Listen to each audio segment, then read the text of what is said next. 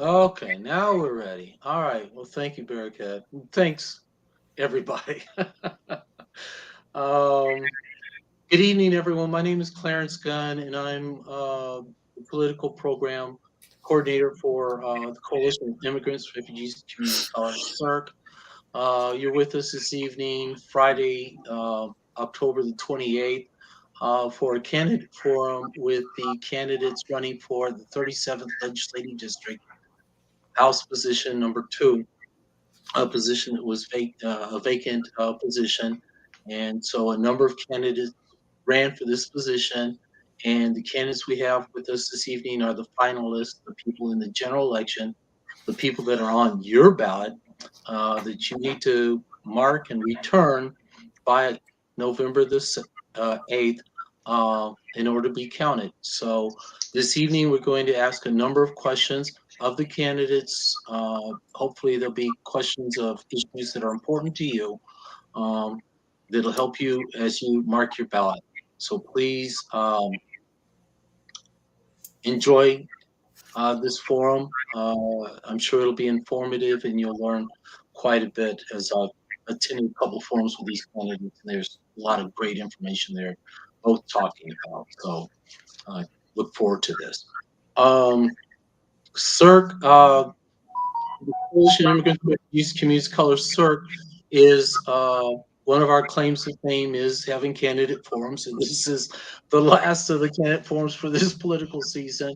Barakat Kiros, I believe you can see him, is chair of the organization, has been helping us, and he does a lot of the technical work behind the organization. I just want to recognize him and appreciate him. But since we have a tight timeline due to candidate scheduling, it's the final 11 days before the election. We're going to just dive into the questions and uh, hear from the candidates themselves. We'll begin with opening statements, and there'll be a series of questions of both candidates. Same question to both candidates. They'll have a minute and a half each for their opening statement, a minute and a half each for their question responses to the questions, and a minute and a half for their closing. Hopefully, we'll get a number of issues addressed. So, with that, before we came live, the candidates chose who the first speaker would be, and Miss Emijah Smith is going to start. But before we do, I just want to say thank you to both of the candidates for working their schedules, working with me, and rearranging and modifying and adjusting to be here this evening. They were with us back in July during the primary candidate forum, and they're back with us tonight, like I said, during the final stretch. So please let them know how grateful we are that they are here. So with that, we will start with Miss Emijah Smith. Thank you. I don't see myself on the camera anymore, but thank you. It's an honor to be here today with you all. My name is Emijah Smith. I'm a mother. I am a community leader. I'm a public education champion. I'm a daughter of our district, raised and rooted here. My vision is healthy families and healthy communities. And I just want to share off the top that what sets me apart from the other candidate is my depth of experience gained from a lifetime of connecting communities across every corner of our district. The diversity is powerful here and the diversity is vibrant. My platform isn't what I'm going to do when I get to Olympia. It's what I'm doing right now and will continue to do. That is working with marginalized communities. That's working with working class families, everyday people on stable and affordable housing, education, healthcare access, the justice system, and trying to correct or fix our broken tax system.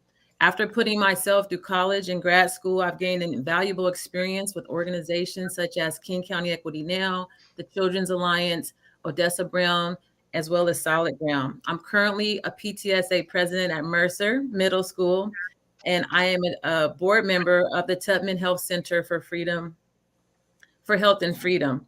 So My work in Olympia is definitely going to be powered by the people in our district, and I'd be honored to have your vote. I have secured some sole endorsements from our current Senator Rebecca Saldana, from our King County Council member Gurmai Zalihai, from One America Votes, Washington State Labor Council, Pro-Choice Washington, Puget Sage leaders, and many more who have shared values and know that I have seen me do the work in community and have vetted me throughout these years. So just look forward to sharing more about my platform. Thank you. Thank you. Mr. Street. Well, thank you for having us. It's a pleasure to be here. I'm an innovative problem solver who's been working collaboratively to make our community better for 15 years. That looks like developing computer science curriculum at a school in South Seattle so that kids that look like us can take part in this industry that's sort of changing our region. Advocating for policy that affects the most underserved communities through the United Way of King County's Public Policy Impact Council, and building the Democratic Party through Institute for a Democratic Future. Our district's really facing some huge issues, and now's the time to send experienced leaders to Olympia. For example, housing prices are out of control and they're displacing communities that have been here for generations, forcing renters to shell out more of their paycheck to skyrocketing rents and making it even harder for first-time homebuyers to build generational wealth. Too many people are struggling to make ends meet, and the pandemic has only made this worse. Like, the so-called recovery hasn't been felt by all of us, and we need to protect working people so that everyone comes out of the pandemic stronger than when we went in. The effects of the pandemic have widened existing gaps in schools. Just this past year, like, Black and brown kids tested 3.5 levels behind their peers. And I want every kid to have the best public education, because that's what I got, and has sort of opened doors for me. So I moved these issues forward on a local level, and I want to take that experience to Olympia and make our community better and shape the future that we want to have. So I'm excited to discuss what that looks like in this next 45 minutes. Great. Thank you. Thank you very much. Um, the first question, we'll start with you, Chipalo. And I'm just going to use first names if that's all right with y'all. That way there's no titles or any of that kind of stuff. So, all right. Chipalo, we'll start with you. Why are you interested in running for this position? And what about your experience makes you the best candidate for the job? Yeah, so giving back to the community is something that I've been doing since I got to Seattle for 15 years ago. The computer science curriculum that I developed at Technology Access Foundation, I developed that over a 7-year period of time. Advocating for public policy was a 6-year commitment.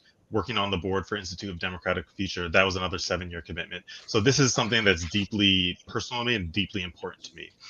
The reason I think I'm the best candidate for this is that I have some unique experiences that separate me from the other candidate that are very timely. So, for example, I'm the only candidate who has experience with technology, and technology is changing the way we live our lives fundamentally. It changes the way we talk to our friends and family, changes the way we get around the city, changes the way we bank, even how we get healthcare. And making sure that we understand this industry is really important so that technology opens doors for all of us as opposed to taking away our rights. Like we just saw with Roe, when our right to abortion got rolled back, we need to protect our data so that people getting abortions or providers providing abortions can't be sued or prosecuted. Okay. Emijah, the same question? Can you repeat the question, please? Sure. Why are you interested in running for this position, and what about your experience makes you the best candidate for the job? Thank you. So I'm stepping into this opportunity because the community had asked me to step into this for this opportunity. I have over 10 years of experience doing policy advocacy, locked arms with families and our youth, going to Olympia. That includes me actually organizing advocacy days in Olympia. That includes me actually providing workshops for families to understand the legislative process. That includes testifying in Olympia and helping, put language in bills and actually bringing it to the community for implementation. So my reason for doing this is that I understand myself and the community members, our voices are powerful, and we have made meaningful change in our community. So we also need to have the vote there. So I'm there to be a bridge builder so that people understand that when I'm there is true representation, that I'm there, we are all there together, and that our voices count. Our voices deserve to be there. Sometimes the marginalized communities' voices are neglected and ignored, but in my leadership, it will not be neglected nor ignored. We'll be there together, locked arms, influencing and making sure we're at the spaces where decisions are being made. Thank you. All right, thank you. All right. CIRCC is a coalition of immigrants, refugees, and communities of color. And one of our core issues is working around matters around diversity, inclusion, and equity. Could you define each of those terms, what they mean to you, and how you apply them? We'll start with Emijah on this one. Thank you. Diversity means just different people with different perspectives in a space. Inclusion means that our voices are actually being heard or being implemented into the process. And equity means, to me, when I think about the resources that are unlocked from our government entities, that they are being resourced in an equitable way so that everyone is elevated in a fair and with equality. That's what all that means. My work in every space I've ever been centers racial justice, centers social justice. I've worked on the racial equity team on the state level to make sure that the policies have a racial equity lens, meaning that the policy is not going to cause more harm or disproportionality to our most underserved communities. My work also includes, going directly and champion public education, making sure that our students furthest from educational justice needs are being met. Working with the special education task force, ensuring that, our students who are receiving special education services needs are really being met. I work locked arms with people from all backgrounds, parents and youth, to make sure that the issues that we care about, education, housing, healthcare, business, economics, that we're being served, that the policy is being crafted by our voice. Thank you. Closest to the issue. Thank you. Chipalo, same question? So I completely agree with Emijah on the definition of those terms. For me, the way that has shown up, I bring that to my professional life and to when I volunteer. I was a hiring manager at Microsoft, and I made sure that for every opening, we interviewed a candidate from a underrepresented minority, a woman, or a underrepresented gender, and that resulted in 40% of my team being a diverse team, which is way ahead of the curve of what the rest of Microsoft has. I've brought that forward to my campaign, where over 83% of my campaign members are people of color, members of the LGBTQ community, or women. So this is something that is deeply personal to me. Even as a professional soccer referee, I have worked with different communities, the Hispanic community, the Somali community, in terms of developing and mentoring referees that we had in the community. I'm also the only candidate who's translated their campaign literature into 4 other languages, because I want to make sure that I meet people where they are so that they can understand the values that I have and what I will do for them, and bring them along into this campaign and advance our community together. Okay, thank you. All right, Chipalo, the next question is, and we collected these from a variety of folks, so kind of rummaging through a couple papers that people have sent in. And one of them talks about the issue of homelessness. How would you address the issue of homelessness, especially in the 37th district? For sure. So I think of fixing housing in 3 buckets. How do we stop harm now? How do we get more units on the market? And then how do we tide ourselves to that point? So stopping harm looks like anti-displacement measures and increasing renter protections. Like, some landlords can do some crazy things. So we should lift the ban on rent control, limit the fees that landlords can charge, make sure that people with prior convictions can get housing. We also need to get more units on the market. So that looks like state investment in low-income housing. The private market doesn't make money yet, so they're not going to build it. We need to invest in density across the state so that density doesn't get pushed into a certain area like the 37th. And then we also need to make sure that we have temporary rental assistance so a short-term hardship doesn't escalate into someone losing their house. And we also need housing vouchers so that working people don't have to spend their full paycheck on housing. Then specifically specifically to homelessness, I think we need to identify the different populations of homeless people and then target services directly to what they need. So, for example, cash assistance could definitely help out a family who just got evicted. However, that may not be the best form of assistance for someone who has substance abuse issues. That said, we still need to do a housing first approach. So everyone needs housing first. And an LGBTQ teen that just got kicked out of the house, they also need housing, but it may not be in a same shelter with someone who has behavioral or mental health issues. Okay. Elijah, same question. Yeah, can you please repeat it? If Oh, my screen is black. I don't know if it's black on your end. no, we can see you. Okay. You're okay. We can see you. What would be your first actions to address the issue of homelessness in the 37th? Thank you. I want to share that my value around housing is that it is a human right. Everyone should be not only housed, but be in a home where they feel safe in their community.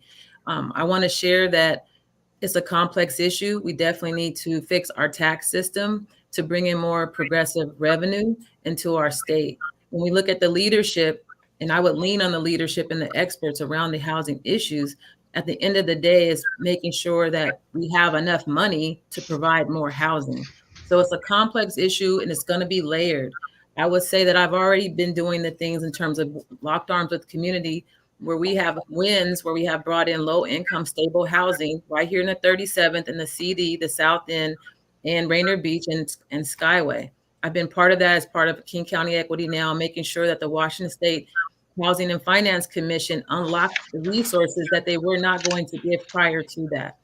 I believe, or I sit on current coalitions now around housing justice, making sure that more people have access. So if you have a particular criminal background, you should not be denied to apply for housing.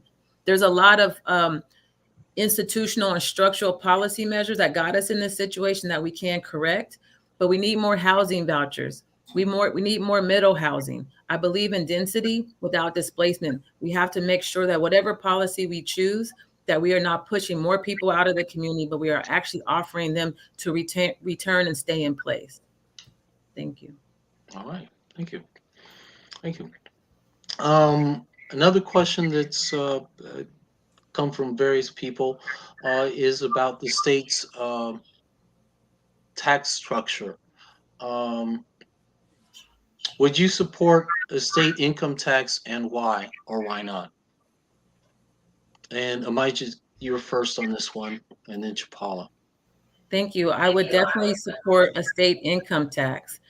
I believe that we do need to pay our fair share, and the people who working class families and low income communities are paying more, they're carrying more of a burden of the taxes from their income. So we should definitely put in a state income tax. We have, as a state, brought forward initiative 3 times, I believe, where people could vote for a state income tax, and I believe that we voted against our own interests. So now that we are here experiencing inflation where everyone's been impacted by COVID. I think if we brought the legislature can bring something forward, I think that more of our community members across the state would support a state income tax. We also need to look at the capital gains tax. People have to pay their fair share. So, our billionaires in this state, I believe, should be taxed and be taxed a little bit more than what's currently offered. That can bring in billions of dollars into our state to really help bring progressive tax and really resolve some of the issues that we're having with regard to housing, with regard to education. We are trying to fully fund our education. And right now, those who are receiving special education supports are being underserved. Okay, thank you. When the screen's black, Rick, I can't quite tell when it's time for me to stop. I'm sorry you're having that difficulty, but thank you for your thoughtful response to the question. Chipalo, same question.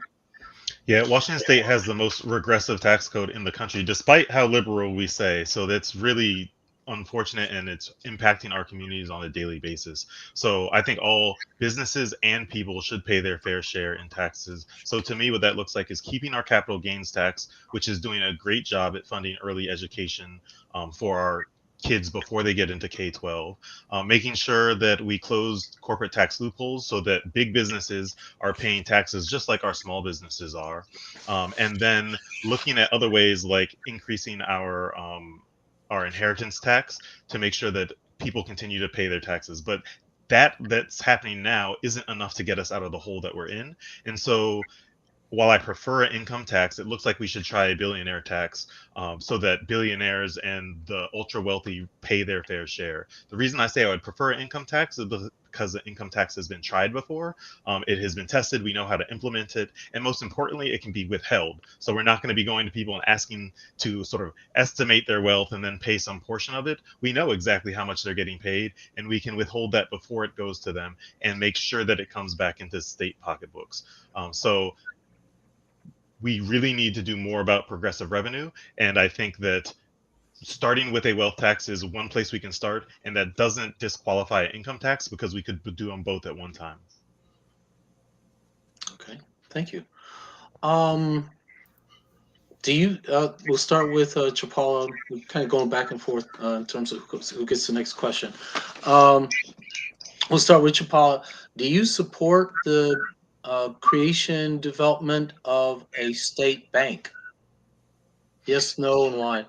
Or why Yes, not? this was a really interesting idea that was introduced to me relatively recently. And yes, I would. So I think there's two sort of large things I think about this issue. One is the day-to-day banking accessibility. Like, I think everyone should have accessible banking that they're not afraid to use, and hopefully that could be that state bank, whereas some folks may not feel like going to the private banking sector.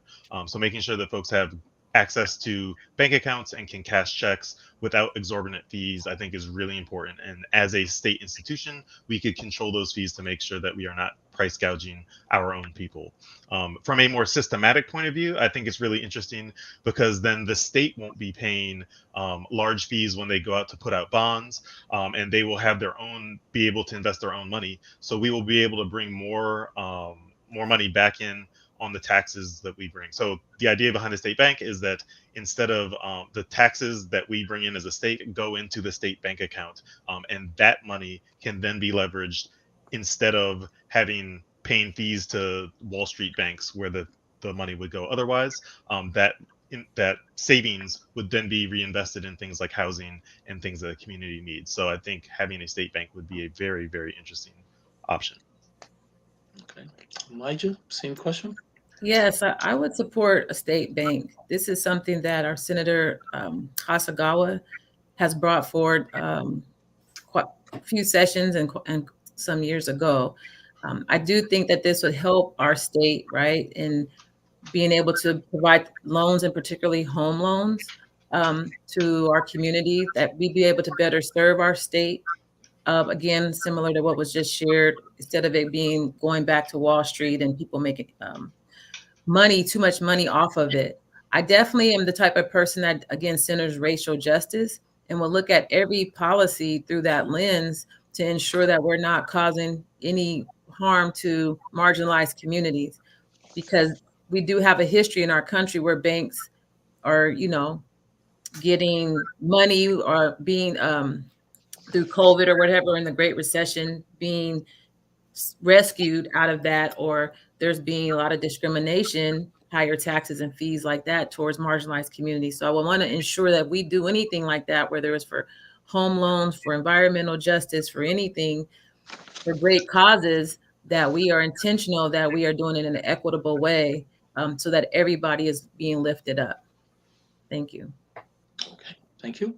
It's a complex issue though, but I think I definitely support it. Okay, thank you. All right. We talked briefly about COVID. Someone mentioned it a second ago, so I'll just go ahead and grab that question off the stack.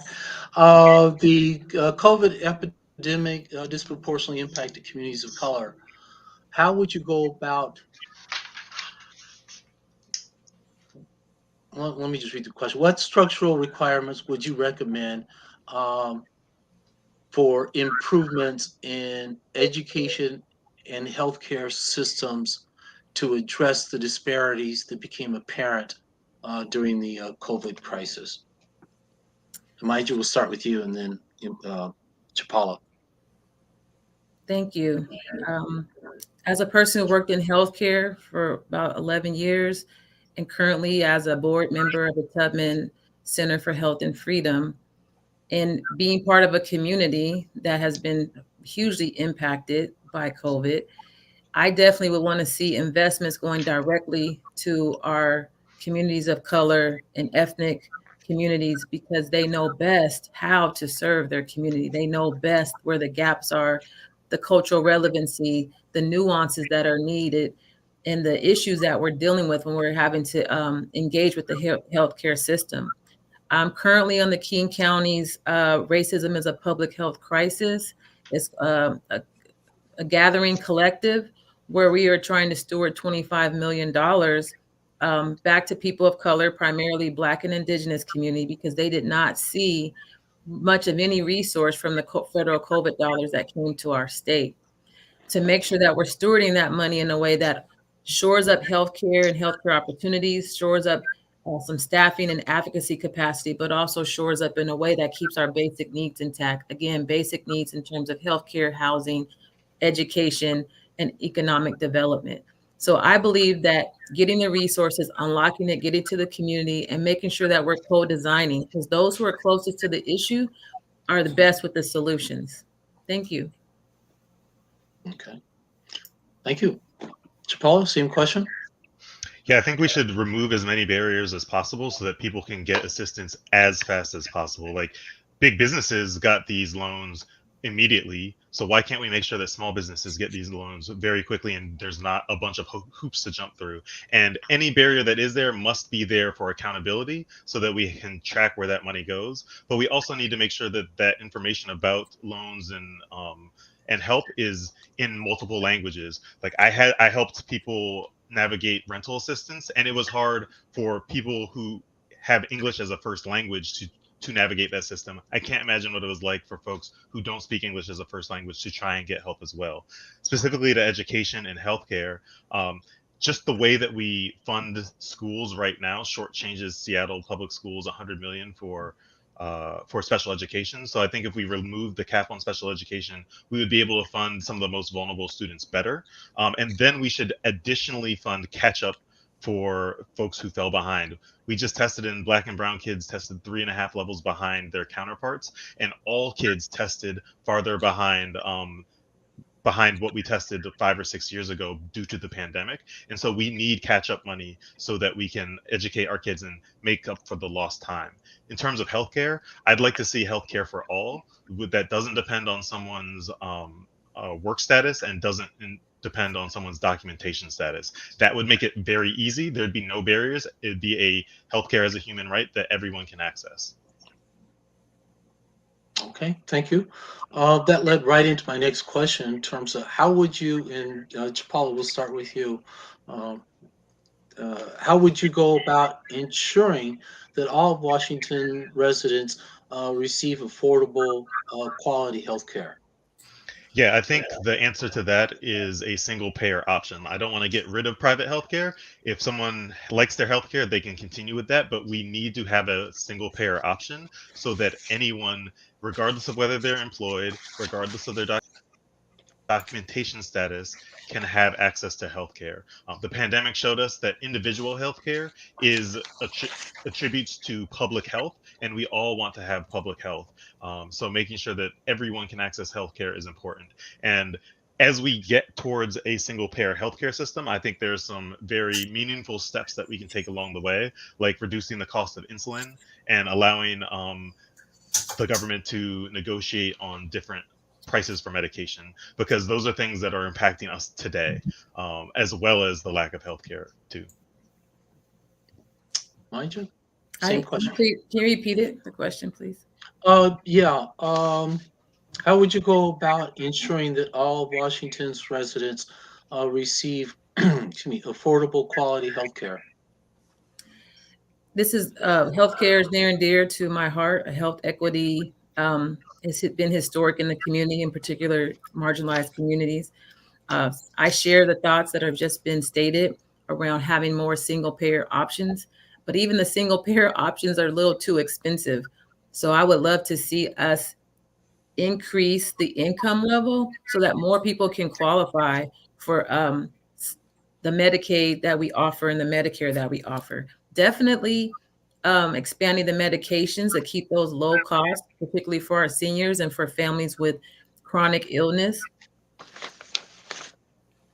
There's so many things, and also would love to, when I think comes to healthcare, particularly with the Roe v. Wade, making sure that everybody has access to healthcare, that they have safe healthcare, and that people aren't being criminalized for trying to seek safe healthcare in our state.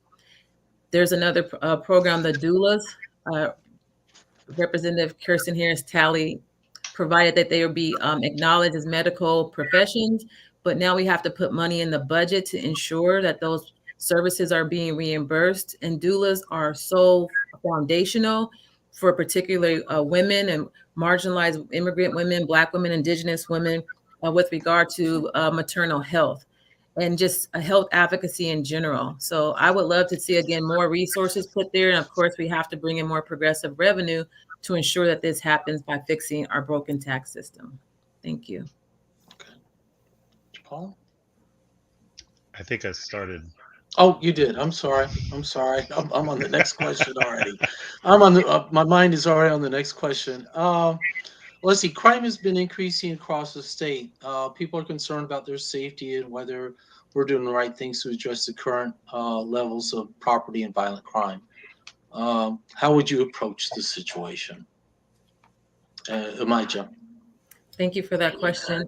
I did have the honor to work to offer a community forum with other organizations, NAACP, King County Equity Now, Village of Hope. If I forgot one, I apologize. Where we brought community together, a very successful event where we talked about the community safety. So first and foremost, we want to make sure that we're talking with community, those who are impacted, hearing the voices, and leading any policy, make sure it's people powered. When it comes to safety, it's about wellness. So also sitting on the King County Community Safety and Wellness Committee, research was done and a lot of in-depth conversations were done. And what came out of that is that we need resources that support our families' basic needs so that young people don't feel like they need to go out and make dishonorable decisions to them and to their community in their survival. So when it says basic needs, they called out housing, education, food security, and health. So that money is coming. There's money coming from the federal government to the state down to King County and then going out to organizations that can deal with the issues. Also making sure we have mental health investments. Mental health investments, being a PTSA president, seeing and learning from families that our children need support. But our officers need support. Our community needs support, not just from COVID, but from the violence that we're seeing in our community. So I would want to push more resources that way and lean to the leadership and the expertise that's already been sharing what the needs are. Thank you. Yeah, thank you. So public safety, I think, is everyone deserves to feel safe in their community. And part of that is having trust with the police force. When I was in college, I was beaten by the police for not showing my ID. They beat me so badly that they had to take me to the hospital before they took me to jail. And that was for doing absolutely nothing. And so I think that we have to be able to hold acts of negligence like that accountable, or we're never going to have trust with the police force. That said, I think the police force is part of public safety, and I want to set the police force up for success. So having them respond to mental health crises, I don't think provides good service to the person getting service, and it increases the chances that it escalates into a tragic situation. So we should have mental health professionals respond to mental health crises for the good of everyone. We shouldn't be putting police officers in schools. We should be putting counselors in schools because counselors know how to deal with the issues that youth have, whereas police only have blunt tools of charging someone and putting them in jail, and that just exacerbates the school to prison pipeline. We should be funding violence preventers. We should be getting guns off the street and implementing common sense gun control measures that is widely supported by 60, 70, 80% of our community. So I think if we think more comprehensively about public safety, we'll get better outcomes for the community and a better relationship with the police force. Okay. Thank you. Thank you. The COVID crisis has exacerbated or highlighted the need for increased mental health services and supports for the population at large. What ideas or how will you be advocating for mental health services? And we'll start with you, Chipala, and then Emijah. Yeah, mental health services, like we're seeing our mental health hospitals being closed. They were already at full capacity and now they're being closed. And so this is something that is needed for our kids, for our unhoused population, just to make sure that we can have folks in our society deal with the issues that they have. And for me, mental health services comes back to our revenue model. Like we have the most progressive tax code and we need progressive revenue so that we can fund really important services like mental health. And so again, I think it's really understanding the different populations of need because the mental health counselor that a child needs, we should put that in a school so that it's easily accessible for all of our kids. But that is different than, say, the mental health needs of a person on the street. We need that to be easily accessible to someone on the street so that they can start to get stood up and become a productive member of our society, even though they're still a member of our community. So finding those new revenue streams, I think, is really important to make sure that we can fund mental health the way that it should be. Thank you. Emijah. Thank you. I definitely support mental health services across the board. As I shared previous, for our young people in schools, definitely needed, but I also believe like our police officers needed. Had an opportunity to talk with Officer Kim, who's part of the IF project, who was sharing how now officers are just now getting or being encouraged to have mental health investments and services. What I would like to see is an expansion of the profession. It is so scarce to find a mental health provider, and particularly one that has cultural relevancy or a person of color. So we'd love to expand that profession so that more people can give that type of peer support. What I do not want to see is the overcriminalization of mental health situations when we're closing them down, when we're setting up policies that are creating more unhoused people. So definitely support progressive revenue, expanding the profession so more citizens and residents can be served, and definitely looking at some other alternatives and making sure those who do have mental health crisis, they not only need the services, but we also need to make sure that they cannot get a hold to any type of gun if they are talking about harming themselves or others. We just lost a beloved community leader due to someone who had a psychotic break. And so, thank you. Okay. All right. Um, as I mentioned, CIRCC is a very diverse organization. Just a couple quick questions because we're already at 7:05. If elected, do you believe um, this state needs to bolster or strengthen its voting rights provisions? Amija, we'll start with you and then Chapala.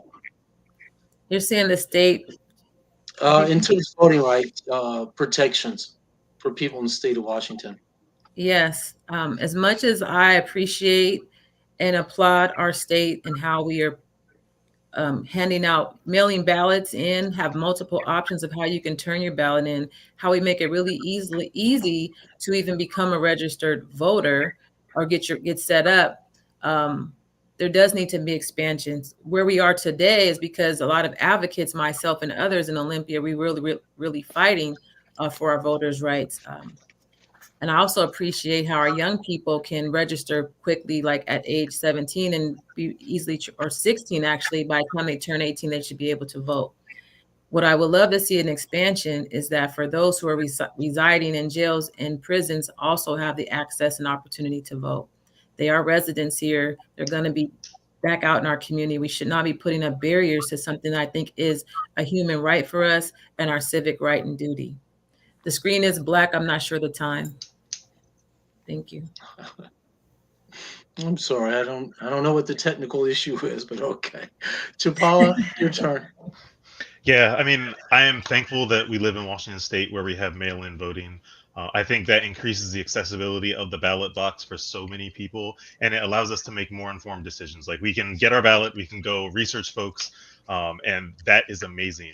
I agree with Elijah that we should definitely expand our voting to people who are in jail. They are still part of the community, and they're actually used to decide how we apportion representation in Congress. So we should let those folks vote as well and make sure that they vote for the people who represent them. But I would like to use our strength of voting system to bolster voting rights across the country. For example, showing that mail-in voting is safe and secure, as many other states are spreading disinformation about what mail-in voting looks like and trying to roll back voting rights for lots of different communities, particularly black and brown folks. So making sure that we continue to strengthen our voting here. Like, for example, the ordinances that are be on the ballot this year for Seattle with ranked choice voting or approval voting. I think those are great ways to continue to improve our voting system, and then continue to use it as that sort of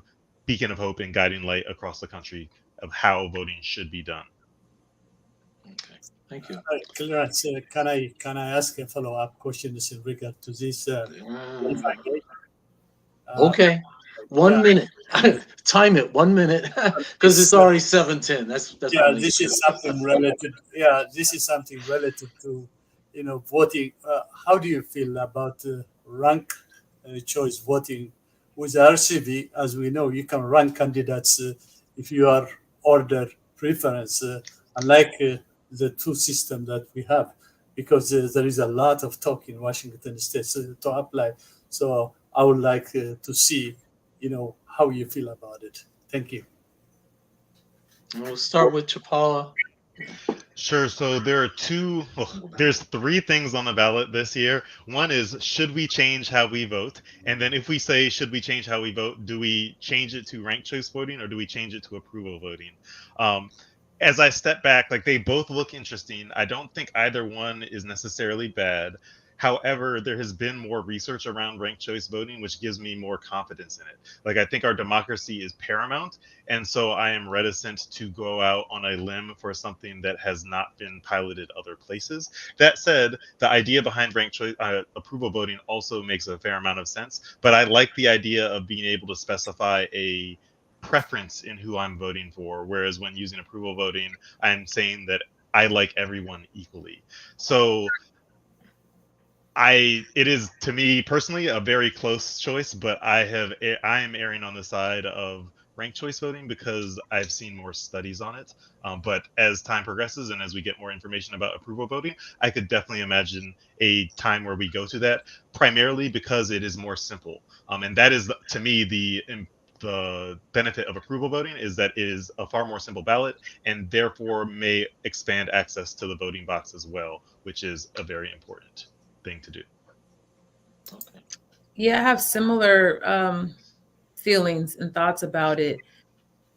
Anything that's too confusing might push people from participating and exercising their right to vote.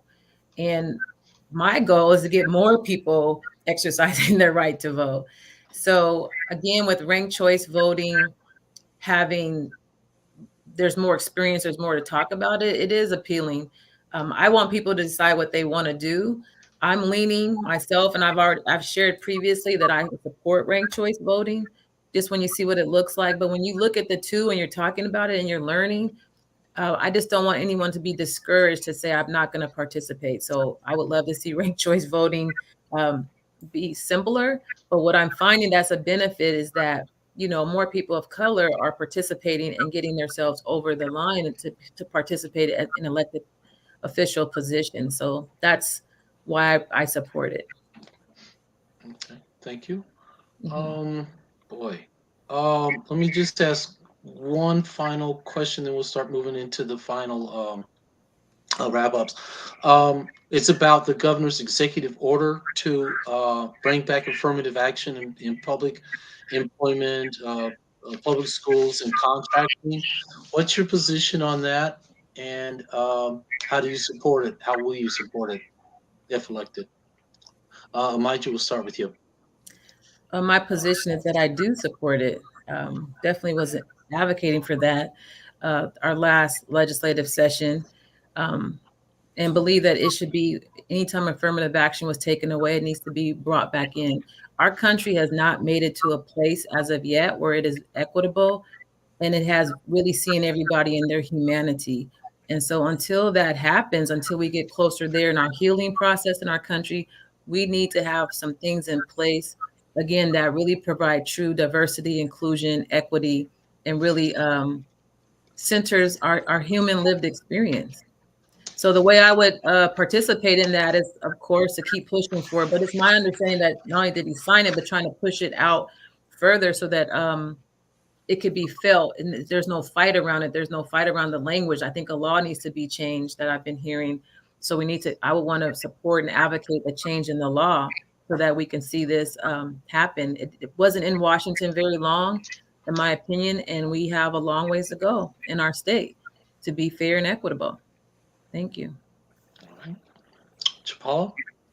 Yeah, I completely support affirmative action. We have to get to a point in our society where race and ethnicity doesn't predetermine someone's outputs or outcomes in life. And I think affirmative action is one of the tools that we can use to help us get to that point. And then once we get to that point, then it may no longer be necessary. But diversity is necessary in all aspects of our life, and it actually brings richness to schools, to workplaces, to social life. And so I 100% support it. How I would actually advocate for it in the legislature, to me, I would be watching the Supreme Court decision. So there's the North Carolina case, and there's the Harvard case, I believe, which is challenging affirmative action in public and private institutions. And so I think with the outcome of that case, no surprise here, the very radical right Supreme Court is probably going to rule against it. That will show us how we need to move forward, just like the repeal of Roe showed us how we need to move forward in this state. So with that, once that likely terrible decision comes down, then we can make our next moves forwards. Okay. All right. Well, boy, we're already over time, and I got like 6 questions that people have sent in and would like for me to ask, but I'll honor our commitment to y'all to get you out of here close to time. I have one final question, and then we'll go to closing statements. And it's a traditional CIRCC question that if you are elected, it's a yes/no question. We don't need to take any time. If elected, do you agree to meet with CIRCC and its leadership within 60 days of being installed in office? Yes. Emijah, we should start. Okay. Yes. Okay. There you go. All right. Let's see. Chipalo, you had the Emijah got the opening statement. So Chipalo, you get the closing statement. So there you go, sir. Sure. So we're in a pivotal time. The cost of living has never been higher, and that's adding to existing housing crisis. The impacts of climate change are in our backyard and growing across the country, and our kids are falling behind in their studies, and time-tested rights are being rolled back. I have unique experiences to help shape the future that we want. My drive to fix the lack of missing middle housing and increase tenant protections has resulted in an endorsement from the Washington Housing Action Alliance Fund. I've worked to close the digital divide so that technology can open doors for us all instead of taking away our rights by developing computer science curriculum at a school in South Seattle for 6 years. That means that kids that look like us can take part in this industry that's changing our region. And it's really important to have legislators who understand this complex field, and I'm the only one with that experience.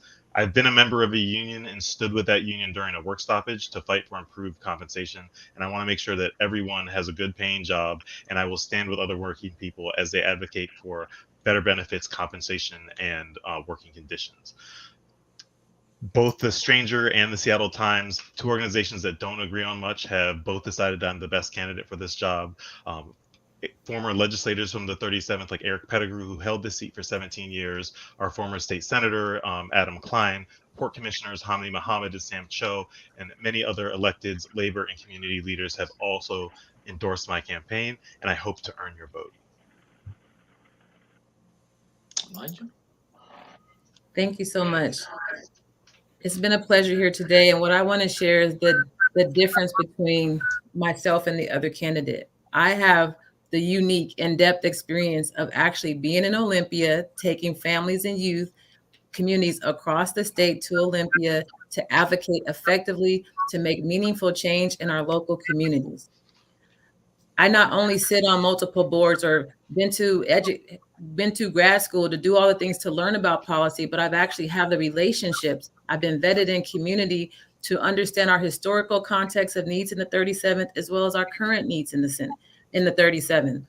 I do again have sole endorsements from Senator Saldana, King County Council Member Gurmai Zalahai. I have plenty of relationships in the state capitol. Representative Jamila Taylor, Jesse Johnson, Representative Tara Simmons, Senator Mona Das. These are all sole endorsements. The Washington State Labor Council, Pro-Choice Washington, Washington Conservation Voters, Dr. Danielson, Larry Gossett, plenty of our local community leaders who have seen me do the work over the years, locked arms with our community folks. I do this work. It's powered by our families. It's powered by our children. It's powered by our people. And I'm there to ensure that your voice, us working families, people closest to the issue, that our voices are there at the decision-making table. Thank you so much. Was that my time? Well, thank you guys both very, very much. A, for being here this evening. B, for dealing with all the technical snafus, etc., getting it together and started and whatnot. We greatly appreciate you being here. We're fortunate to have two great candidates running for office.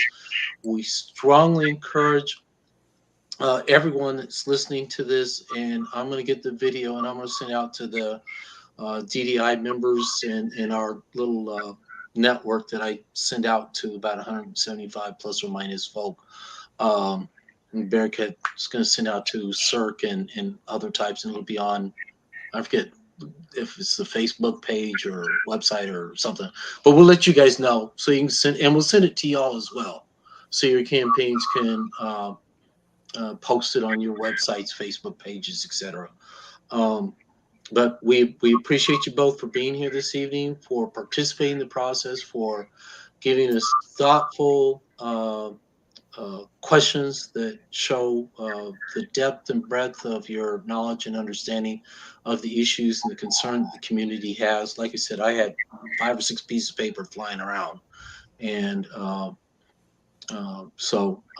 know people are interested in some of these topics. So we appreciate you, and we look forward to the elections in a few days.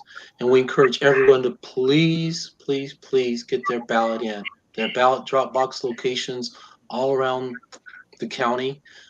Please mail it by Friday so it doesn't get stuck in the mail someplace. So mail it by Friday, or find a drop box, or you can go to the King County Elections Office there in Renton on Grady Way and get it in and be counted. Your voice is your power, and your vote is your voice. So please be sure to vote. Thank you, one and all. Thank you, candidates. Thank you, Bearcat. I appreciate you putting up with me. I'm just a troglodyte. I don't understand this stuff. I just want to say a few words. My name is Bearcat Kiros, and I am the chair for CIRCC, Coalition of Immigrant, Refugee, and Communities of Color. CIRCC, we've been doing this candidate forum for about 10 years. The main thing is just for the reason is both candidates talk to empower, especially communities of color, so that have their vote, to find their voice, and also to embolden some of the issues that's concerned for their communities. So we encourage communities of color to participate, and this forum is to improve the voting system so that the system can work for us. Having said that, on behalf of CIRCC and candidates, I would like to thank you, Ephraim Masfal, who gave us this platform, Cyber Power of Tigray. And thank you so much, and good luck for your candidacy. 2 beautiful candidates, very competitive, and both of you can make a better choice for us sometime in the future, and good luck. Thank you. Thanks, everyone. Appreciate you hanging in here a little bit long. Hopefully it doesn't